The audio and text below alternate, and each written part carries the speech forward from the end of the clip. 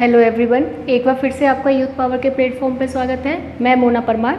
आज की जो हमारी क्लास है वो इतिहास की अगली क्लास है। पिछले क्लासों में हम इस्लाम धर्म तथा उसका भारत में आगमन पढ़ चुके हैं। जो अरब आक्रमण है उससे पढ़ चुके हैं। अरब आक्रमण को प्रथम मुस्लिम आक्रमण भी बोला जाता है।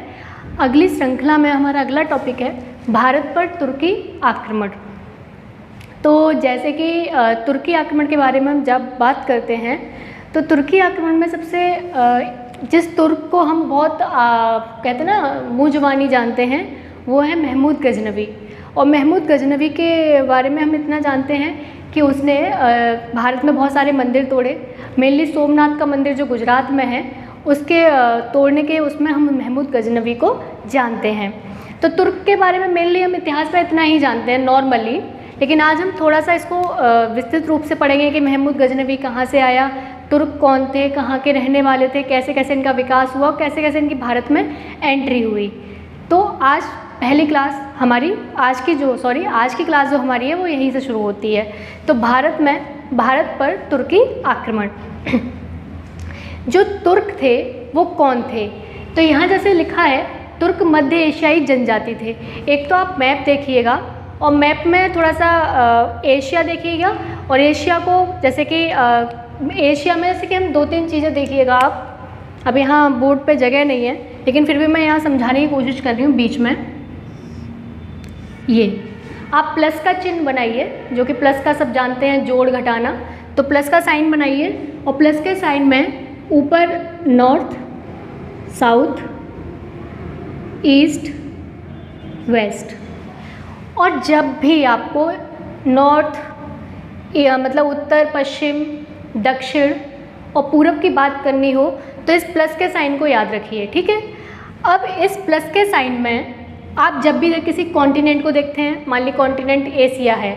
अब एशिया में आप उत्तरी एशिया, पश्चिमी एशिया, दक्षिणी एशिया, पूर्वी एशिया की बात करेंगे तो इस प्लस के साइन को एशिया पर रखिए। फिर इस हिसाब से देखिए कि उत्तरी एशिया में कौन से भाग पड़ेंगे, पश्चिमी एशिया में कौन से भाग पड़ेंगे, दक्षिणी एशिया में कौन से भाग पड़ेंगे और पूर्वी एशिया में कौन से भाग पड़ेंगे। कभी कभी आप सुनते हैं उत्तर पश्चिम, दक्षिण पश्चिम और उत्तर पूर्व, दक्षिण पूर्व। तो फिर प्लस के साइन को इस तरीके से मल्टीप्लाई मतलब उसके ऊपर बना दीजिए। तो जो बीच का हिस्सा है ये हमारा नॉर्थ ईस्ट हो जाता है, ये नॉर्थ वेस्ट हो जाता है, यानी कि उत्तर पूर्व का हिस्सा है बीच वाला हो गया। और ये हो गया उत्तर पश्चिम, ये हो जाता है हमारा साउथ वेस्ट यानी कि दक्षिण पश्चिम, और ये हो जाता है हमारा साउथ ईस्ट यानी कि दक्षिण पूर्व। तो इस तरीके से हम इस पूरे साइन को अपने दिमाग में एक तरह से बिठा लीजिए कि जब भी आप भारत की बात करें, क्योंकि हम कहते हैं उत्तरी भारत, तो अब इस प्लस के साइन को भारत के मैप पे लगा दीजिए कि उत्तरी भारत में कौन कौन से राज्य पड़ेंगे, दक्षिणी भारत, पश्चिमी भारत, पूर्वी भारत।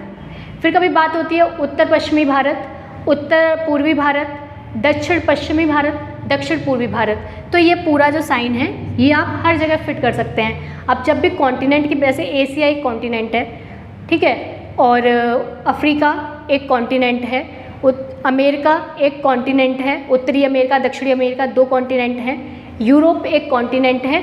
तो जब आप कॉन्टिनेंट में देखेंगे, जैसे पूर्वी यूरोप की बात हो रही है तो फिर प्लस के साइन को यूरोप जो कॉन्टिनेंट है वहाँ पे रख के देखिए कि कहाँ पे पूर्वी यूरोप पे कौन कौन से क्षेत्र पड़ेंगे।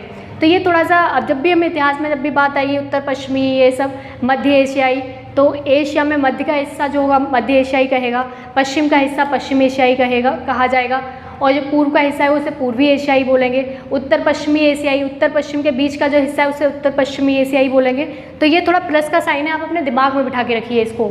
आगे क्लास में आप डेली इसको अपने दिमाग में बिठा के जब मैप पे मूव करेंगे, अपने मन में ही मूव करना कि अच्छा भारत पे रख के देखते हैं, तो भारत पे रखेंगे तो पूरब की बात उत्तर की बात करेंगे दिल्ली वाला क्षेत्र उत्तर में पड़ेगा, पूरब की बात करेंगे तो असम वाला क्षेत्र पूरब में पड़ेगा, ठीक है। इधर हम गुजरात की बात करेंगे तो गुजरात वाला क्षेत्र पश्चिम में पड़ेगा, इधर हम नीचे कर्नाटक वगैरह की बात करेंगे तो दक्षिण में पड़ेगा। तो इस तरीके से आप थोड़ा इसको रिवाइज करिए, इसको देखिए, बार बार प्रैक्टिस करिए, तो ये आपके माइंड में सेट हो जाएगा। चलिए अब आगे बढ़ते हैं।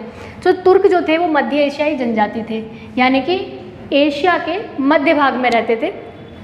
और ये क्षेत्रीय धर्म का अनुपालन करते थे, यानी कि तब तक इनका कोई धर्म नहीं था। जिस क्षेत्र में रहते थे वहाँ जो भी क्रियाकलाप होते थे धर्म के नाम पर उसको मानते थे। ठीक है, अब सिर्फ इतना ही कि कहाँ के थे, मध्य एशिया में रहते थे और क्षेत्रीय धर्म का पालन करते थे। तुर्क घुड़सवारी में अत्यधिक दक्ष थे। हर जनजाति की अपनी एक विशेषता होती है, तो तुर्कों की विशेषता ये थी कि वो जो घुड़सवारी है उसमें काफ़ी दक्ष थे। उसका एक कारण ये भी था कि उस समय घुड़सवारी में एक नई तकनीकी का विकास हो चुका था।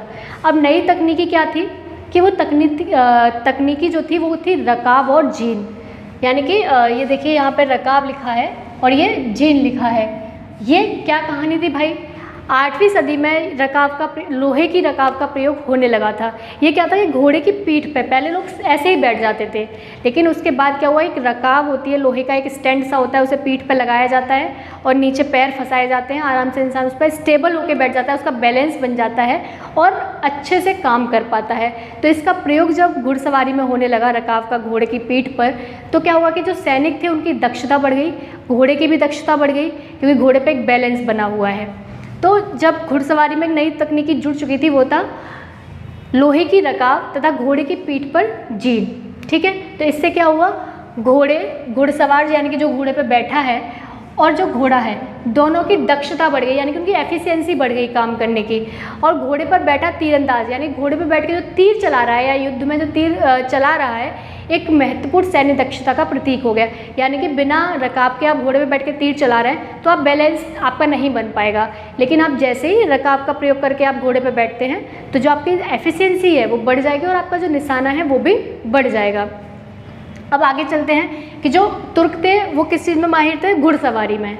ठीक है, अब आगे चलते हैं कि अब इनमें क्या हुआ, जो तुर्क थे, अब आपने ये पहली वाली क्लास में पढ़ा है कि हमारा जो मध्य एशिया पश्चिम एशिया वह पूरी तरह से क्या था, एक इस्लामी साम्राज्य विस्तार कर चुका था।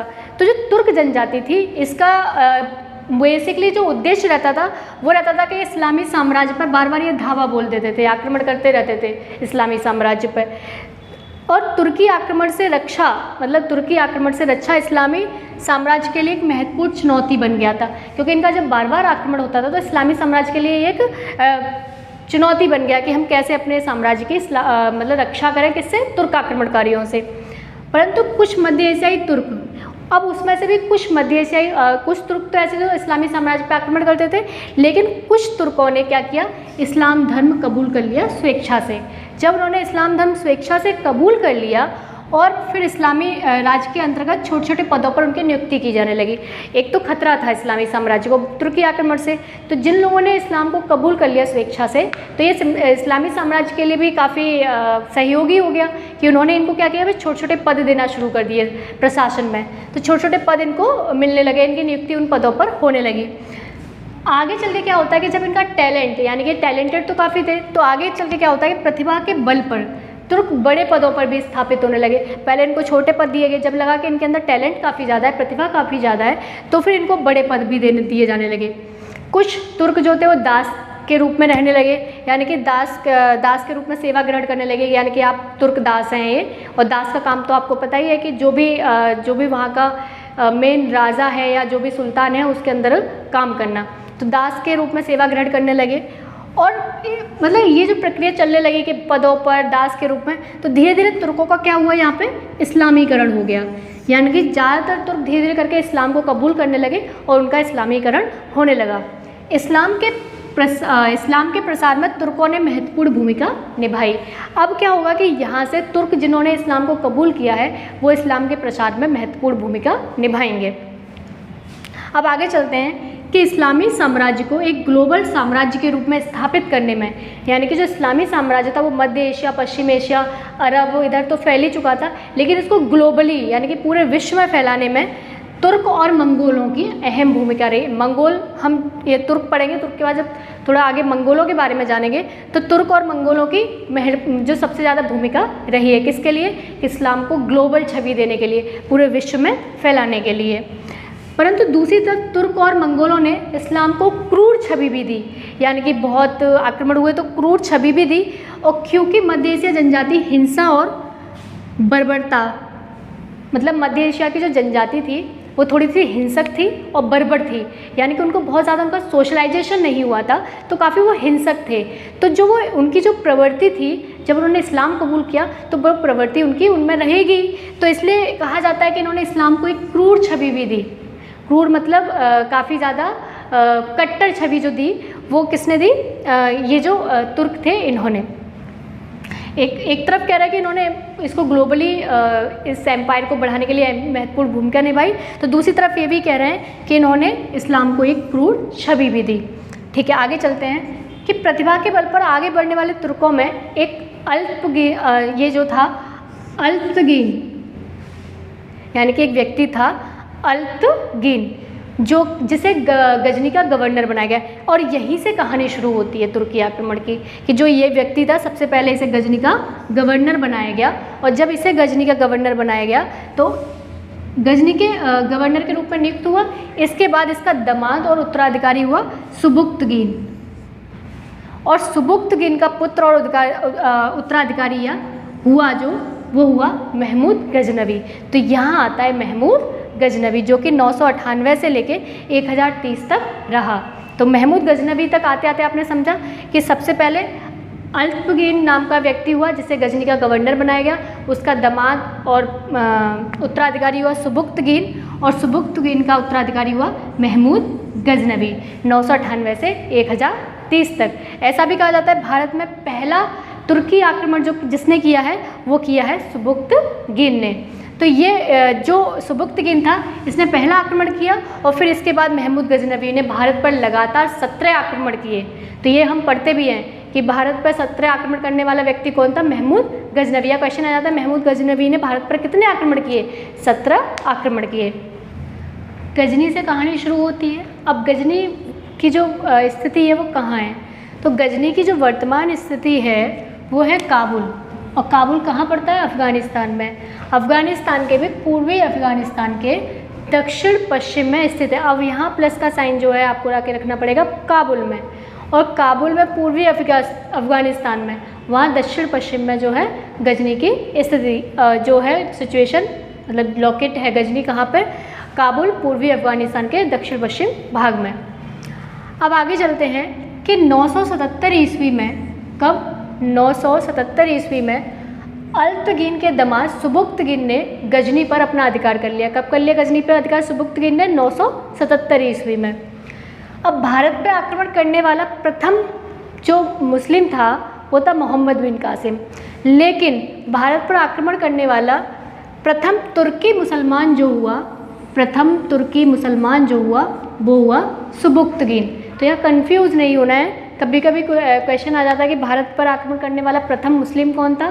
तो वो होगा मोहम्मद बिन कासिम 712 ईस्वी। लेकिन कभी भी क्वेश्चन आ जाता है कि भारत पर आक्रमण करने वाला प्रथम तुर्क मुसलमान कौन था? तुर्क को देख लीजिएगा, तुर्क मुसलमान कौन था? तो आंसर हो जाता है सुबुक्तगीन। अगला चलते हैं, कब किया? 986 ईस्वी में। मोहम्मद बिन कासिम ने कब किया था? 712 ईस्वी में। तो 986 ईस्वी में सुबुक्तगीन ने हिंदुशाही वंश के राजा जयपाल के खिलाफ एक संघर्ष किया था, जिसमें जयपाल की पराजय हुई थी। तो सबसे पहला आक्रमण कहाँ हुआ है? हिंदुशाही वंश पे हुआ है, और उसके राजा कौन थे? जयपाल, और जयपाल की उस संघर्ष में पराजय हुई थी। अब सुबुक्तगीन की मृत्यु के बाद, सुबुक्तगीन की मृत्यु हो गई, उसके बाद उसका पुत्र और उत्तराधिकारी हुआ महमूद गजनवी। इसको गजनी भी बोला जाता है, कोई कभी कभी कुछ किताबों में महमूद गजनी लिखा हुआ है, तो कुछ किताबों में महमूद गजनवी लिखा हुआ है। तो महमूद गजनवी गजनी की गद्दी पर बैठा। अब महमूद गजनवी का जो टाइम पीरियड रहा वो रहा 998 से 1030 ईस्वी के बीच।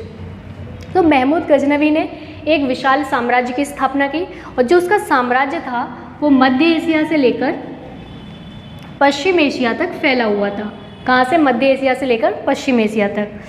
तो महमूद गजनवी ने इसके अलावा भारत के उत्तर पश्चिम भाग जहाँ पंजाब पड़ता है, पंजाब के क्षेत्र पर भी अपना नियंत्रण स्थापित कर लिया। तो इसका साम्राज्य काफ़ी बृहद क्षेत्र में फैला हुआ था, मध्य एशिया से लेकर पश्चिम एशिया। इधर जो भारत है, भारत के उत्तर पश्चिम भाग में पंजाब के क्षेत्र में भी इसका नियंत्रण था। अब जो ये महमूद गजनवी वाला समय है 998 से 1030 वाला समय है, जो ये समय जो चल रहा है, इस समय एक भाषा का विकास हुआ और वो भाषा थी फारसी भाषा। इस विकास नहीं कह सकते, उसका महत्व तो बढ़ गया। तो इस समय अरबी भाषा के समानांतर फारसी भाषा का महत्व बढ़ रहा था, यानी कि लोग फारसी भाषा का प्रयोग कर रहे थे। फारसी फारस अथवा ईरान की भाषा थी। तो कभी कभी क्वेश्चन, फारसी कहाँ की भाषा है? फारस या अथवा ईरान की भाषा है। फारसी जो अरबी भाषा धीरे धीरे धर्म की भाषा बनकर रह गई, कि जो अरबी भाषा है वो सिर्फ धर्म की भाषा बनकर रह गई, और जबकि फारसी भाषा एक राजकीय भाषा, एक साहित्यिक भाषा, यानी कि जो भी कविताएं लेखन होगा वो किस में होने लगा? फारसी भाषा में। जो भी डॉक्यूमेंटल काम है प्रशासन को चलाने के लिए, तो वो राजकीय भाषा भी बन गई, और साहित्यिक भाषा यानी कहानी कविताएं ये सब किस में लिखा जाने लगा? फारसी में। और जो जितने भी राज दरबार के काम थे वो किस में होने लगे? फारसी भाषा में। और कहा जाता है कि फारसी भाषा साहित्य के विकास में, मतलब फारसी भाषा साहित्य जो है, पूरा फारसी भाषा का साहित्य है, उसके विकास में महमूद गजनवी के शासनकाल का एक बड़ा महत्व है। यानी कि हम कह सकते हैं कि महमूद गजनवी ने फारसी भाषा को बढ़ावा दिया। इसके काल को, मतलब महमूद गजनवी के काल को फारसी भाषा साहित्य के पुनर्जागरण का काल भी माना गया है। यानी कि एक तरह से फारसी भाषा का एक तरह से पुनर्जागरण हुआ, यानी कि पहले से थी लेकिन लोग ज़्यादा प्रयोग नहीं करते थे, लेकिन महमूद गजनवी के समय में इसका बहुत ज़्यादा प्रयोग होने लगा। तो इसीलिए जो महमूद गजनवी का काल है उसको फारसी भाषा साहित्य का पुनर्जागरण का काल भी माना जाता है। तो कभी कभी क्वेश्चन आ सकता है कि किस सुल्तान के काल को फारसी भाषा साहित्य के पुनर्जागरण का काल माना जाता है? तो महमूद गजनवी। और ये भी आपने सुना होगा कि विश्व का पहला सुल्तान जो हुआ वो भी महमूद गजनवी हुआ। तो महमूद गजनवी के दरबारी कवि थे फिरदौसी, कवि भी थे, लेखक भी थे फिरदौसी, और इनकी एक कृति थी शाहनामा। इन्होंने एक किताब लिखी शाहनामा नाम से, और इस कृति में इन्होंने सुल्तान के महत्व को स्थापित किया, यानी कि शाहनामा में इन्होंने सुल्तान के महत्व को बताया। महमूद गजनवी को विश्व का पहला सुल्तान बोला गया। अब ये सुल्तान एक नया शब्द यहाँ इंट्रोड्यूस हो रहा है, तो ये शब्द किस उसमें आया श्रृंखला में, वो थोड़ा जान लेते हैं। जैसे कि हमने इस्लाम का जो आगमन पढ़ा था, तो हमने पैगंबर मोहम्मद को पढ़ा था। पैगंबर मोहम्मद ने इस्लाम पंथ की स्थापना की, इस्लाम का पूरा उन्होंने ब्यौरा दिया। तो वो लगभग 570 से 632 ईस्वी तक के बीच का ये समय था पैगंबर मोहम्मद का, जब पैगंबर मोहम्मद का जन्म हुआ 570 में। और समय तो लगभग जो समझदार हो गए वो 612 से 632, जहाँ पैगंबर मोहम्मद ने एक तरीके से इस्लाम पंथ की स्थापना कर दी थी। अब पैगंबर मोहम्मद की मृत्यु के बाद जो खलीफा हुए वो कौन हुए? पैगंबर के प्रतिनिधि। ये मैं बता चुकी हूँ। तो खलीफा जो हुए वो पैगंबर के प्रतिनिधि हुए, और लगभग ये 632 से 1924 तक खलीफा का पद रहा। जो खिलाफत मूवमेंट हुआ था 1924 में, वहाँ मुस्तफ़ा कमाल पाशा ने इस पद को फाइनली समाप्त किया था, लेकिन 632 से 1924 ईस्वी तक खलीफा का पद रहा। अब क्या होता है कि जो इस्लामी साम्राज्य था उसमें 10वीं सदी के आसपास, 10वीं सदी यानी 10वीं सदी का मतलब है, जो 10वीं सदी है उसका मतलब है 901 ईस्वी से 999 ईस्वी तक के समय की बात की हो रही है। 10वीं सदी का मतलब है 901 ईस्वी से 999 ईस्वी तक का, ठीक है। तो 10वीं सदी के आसपास जो अब्बासी खलीफा हुए, इनका महत्व कम होने लगा, कमज़ोर पड़ने लगी स्थिति, यानी कि राजनीतिक विघटन जो था वो होने लगा पूरे इस्लाम साम्राज्य में। तो क्या हुआ कि छोटे छोटे जो गवर्नर होते थे, जैसे ही वो देखते थे केंद्रीय सत्ता कमज़ोर है, और केंद्रीय सत्ता के कमज़ोर होने की स्थिति में वो खुद को स्वतंत्र घोषित करने की स्थिति पैदा करते थे, यानी कि मैं खुद को स्वतंत्र घोषित कर लूँगा। तो ये गवर्नर की शक्ति यहाँ बढ़ने लगी। इधर खलीफा जो पद था, तो खलीफा को ये लगने लगा कि कम से कम हमारा जो महत्व है राजनीतिक रूप से तो घट रहा है, लेकिन औपचारिक रूप से तो कम से कम बना रहे, व्यवहारिक रूप से तो इनका महत्व घटता जा रहा है। गवर्नर जो है वो अपनी शक्ति को स्वतंत्र करते, अपने आप को स्वतंत्र करते जा रहे हैं, अपनी शक्ति को बढ़ाते जा रहे हैं, लेकिन खलीफा का मानना था कि कम से कम औपचारिक रूप से तो हमारी शक्ति बनी रहे। तब क्या होता है कि उस समय खलीफा ने, ये एक तरह से सुल्तान जो हुए वो खलीफा के प्रतिनिधि की तरह से काम करने लगे, खलीफा के प्रतिनिधि, ठीक है। तो जो सुल्तान हुए इनको खलीफा द्वारा एक खिल्लत प्राप्त होता था या सनद प्राप्त होता था। खिल्लत अथवा सनद एक ही बात है, ये प्राप्त होता था। और इससे जिस गवर्नर को ये खिल्लत और सनद प्राप्त हो जाता था खलीफा से, वही कहलाता था सुल्तान। तो पहला जो गवर्नर जो महमूद गजनवी हुआ उसको खिल्लत प्राप्त हुआ और उसे विश्व का पहला सुल्तान बोला जाता था। और सुल्तान का पद लगभग महमूद गजनवी के समय से लेकर 1526 यानी कि जब तक मुग़ल साम्राज्य स्थापित नहीं हो जाता, मुग़ल वंश स्थापित नहीं हो जाता, तब तक सुल्तान का पद हमारे यहाँ रहा। दिल्ली सल्तनत में पूरे हम सुल्तान ही पढ़ेंगे। तो एक तरह से हमने देखा कि पैगंबर 570 से 632, जो खलीफा वो 632 से 1924 तक ये खलीफा शब्द यूज़ हुआ है, और सुल्तान जो है वो 998 से 1526 ईस्वी तक सुल्तान का प्रयोग रहा है। तो पैगंबर मोहम्मद जानते हैं इस्लाम पंथ की स्थापना की इन्होंने, और अपने आप को खुदा का प्रतिनिधि कहा, खुदा का प्रतिनिधि, अपने आप को अल्लाह का प्रतिनिधि कहा। तो सबसे ऊपर कौन हुए फिर? खुदा, अल्लाह, ठीक है। तो सबसे ऊपर खुदा, अल्लाह, अल्लाह के जो प्रतिनिधि हुए, अल्लाह के प्रतिनिधि हुए पैगंबर मोहम्मद, पैगंबर मोहम्मद के प्रतिनिधि हुए खलीफा, और खलीफा के प्रतिनिधि हुए सुल्तान। ठीक, तो यहाँ तक का आई थिंक आप सभी को समझ में आया होगा। और एक बात मैं कहना चाहूँगी, बाकी हम कल की क्लास में कवर करेंगे, तो एक बात मैं कहना चाहूँगी कि जो भी मैं पढ़ा रही हूँ, चाहे वो इस्लाम धर्म को लेके हो या ये आक्रमण हो, ये मेरा खुद का व्यक्तिगत नहीं है। मैंने कोई अभी रिसर्च पेपर नहीं लिखा है, ना मेरी खुद की कोई रिसर्च है अभी। तो ये मैं जो पढ़ा रही हूँ, ये मैंने जो इतिहास के बड़े बड़े राइटर हैं, सतीश चंद्रा हुए, हरीश चंद्र वर्मा हुए, और एक वो हैं JL मेहता हुए, ये जो मेन जो राइटर हैं, जिनको इतिहास के जो ज्ञाता हैं, इनकी किताबों का रेफरेंस लेके मैं आपको पढ़ा रही हूँ। इसमें मेरा कोई व्यक्तिगत कुछ शामिल नहीं है। अगर आपको ये सब किताबों में पढ़ना है तो आप जाके उन किताबों को पढ़िए, आपको समझ में आएगा कि ये कहाँ से उठाया गया है। क्योंकि मुझे कोई मनगढ़ंत कहानी बनाने का शौक़ नहीं है, ऊपर से मेरी कोई ऐसी भावना नहीं है कि मैं किसी को धार्मिक रूप से ठेस पहुंचाऊं। तो किसी को भी ये लग रहा है कि मैं थोड़ा सा धार्मिक रूप से ठेस पहुंचा रही हूँ या फिर गलत कंटेंट दे रही हूँ, तो वे एक बार जाके किताबों को चेक करें। और हमारा काम यहाँ कंपटीशन निकालना है, किसी चीज़ में खोना नहीं है। तो इतिहास में इन चीज़ों को जानना बहुत ज़रूरी है, इसलिए ये सब पढ़ाया जा रहा है। और इनका जो स्रोत है वो किताबें ही हैं, मेरा इसमें कोई भी रोल नहीं है। बाकी आपको अगर ये कंटेंट पसंद आता है और आपको मेरा पढ़ाने का जो वे है वो पसंद आता है, तो प्लीज़ शेयर करिए, सब्सक्राइब करिए, कमेंट करिए, क्योंकि ज़्यादा से ज़्यादा लोग देखेंगे तो इससे मेरा भी प्रोत्साहन बढ़ेगा और थोड़ा सा मुझे भी कंटेंट बनाने में काफ़ी उत्साह रहेगा और मैं अच्छे से अच्छा कंटेंट आपको दे पाऊँगी। तो आज की क्लास को हम यहीं ख़त्म करते हैं। तो आप सभी का बहुत बहुत धन्यवाद।